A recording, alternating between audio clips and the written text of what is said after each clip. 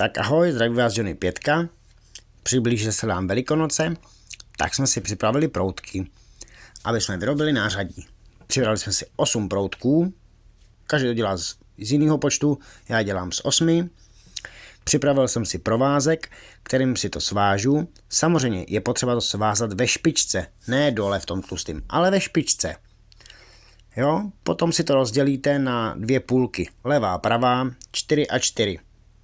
Tady vidíte 4 a 4, takhle si to rozdělíte a pak začnete zaplétat. Funguje to tak, že vlastně berete z jedné strany, dáváte do druhé, doprostřed mezi ty dva a vracíte zpátky na začátek. A pak jdete z druhé strany, zase dáváte mezi ty dva a vracíte na začátek. Když tohle budete opakovat, tak vám pomaličku začne vznikat tohleto, co teď uvidíte. Zatím nic moc, ale ono to bude lepší. Ale už vidíte, že ty proutky, co jdou z toho, už jsou hezky rozdělený a mají řád. Podívejte se, jak jsme pokročili. A teď tady je to krásně vidět. Na levé straně je úplně nejvejš proutek. To znamená, že ten vezmu, dám ho doprava, doprostřed, protáhnu spodem a dám ho zpátky. A pak vpravo vezmu zase ten nejvejš, protáhnu mezi ty dva a dám ho zase zpátky. A takhle pokračuju dokola pořád a takhle se nám tvoří to, co vidíte, upletený.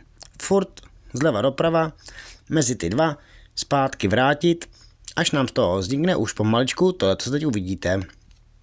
Takováhle paráda upletená. Krásně hranatá, pružná, důležitý, musíme stáhnout dole spodek na 2krát, zaříznout konce, aby neměly cancoury, trošku tomu dáme izolep jako rukojeť a podívejte se, co nářadí.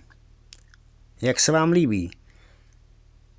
Chybí tam pentličky, samozřejmě, ale na koledu tohleto nářadí bude výborný. Já si myslím, že super. Kdybyste chtěli podrobnější info, napište do komentů.